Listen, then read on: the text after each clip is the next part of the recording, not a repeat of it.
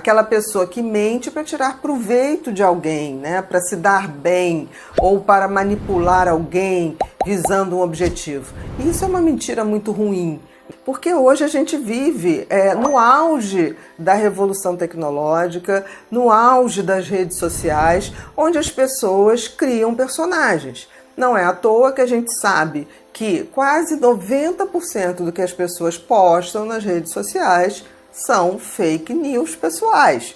Ou seja, as pessoas só postam coisas maravilhosas, fotografias corrigidas. Então, assim, hoje o mundo que a gente vê vale muito mais o que você aparenta ser do que aquilo que você é de fato. Eu diria que a gente vive a revolução não só tecnológica, mas a revolução do marketing utilizando a tecnologia e expandindo um mundo perfeito, um mundo de necessidades que a gente precisa satisfazer para poder estar dentro desse grupo, dos vencedores desse mundo. E aí, quando a gente tem redes sociais onde você começa a se posicionar de maneira a atrair mais likes ou curtidas ou comentários, você está jogando ali um personagem, porque assim, ninguém está capacitado para agradar todo mundo.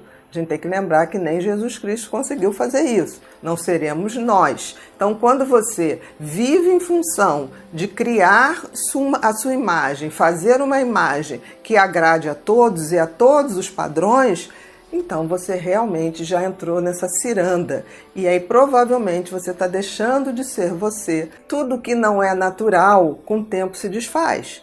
E isso pode acontecer exatamente com as pessoas que estão usando e abusando das mentiras para criar um personagem que agrada a todos, mas desagrada a si. O que eu vejo é que quanto mais as pessoas mentem, criando esses personagens, seja para agradar, seja para chocar, porque às vezes as pessoas criam personagens para chocar os outros. Por quê? Porque o choque produz visibilidade, produz likes ou dislikes, mas produz visibilidade. Então, eu digo para as pessoas, cuidado com o que a gente está vendo, cuidado com essa filosofia do contente, né? Existe essa expressão, a filosofia do contente é um grande artefato de marketing do sistema capitalista, do consumo. Por quê? Porque se você está insatisfeito com você, ou se você está criando um personagem, você consome muito mais para poder aquele personagem ficar o tempo todo no ar, o tempo todo satisfazendo os desejos das outras pessoas. Isso em pouco tempo leva essa pessoa a um vazio. Tudo que não é de verdade, um dia se desfaz. E o vazio acaba com a depressão. E a depressão, muitas vezes, desse vazio faz com que essas pessoas, num momento de desespero, vejam que elas não são nada. Elas são, no fundo, uma fake news individual. E isso, muitas vezes, tem um fim trágico. As pessoas hoje estão perdendo muito tempo, em vez de fazer o que é para elas, descobrir quem elas são, o que elas vieram fazer aqui e ir nessa trilha, independente dos outros, elas estão o tempo todo se comparando. E na hora que você se compara, você já saiu do teu caminho. Porque o teu caminho é um. Vai nele. Eu acho que essa coisa está vivendo o tempo todo para fora. A gente está vivendo em função do que o outro tem para mostrar. A maioria das pessoas ostenta, não por uma necessidade, para mostrar o outro. A pessoa não se vê como ela é. Existe ser humano perfeito? Não existe ser humano perfeito. A gente tem qualidades, a gente tem defeitos e a gente tem disfuncionalidades, coisas que não funcionam absolutamente bem. A grande questão é a gente aceitar isso. Não tem a pessoa que seja tão ruim assim, nem tem a pessoa que seja tão maravilhosa.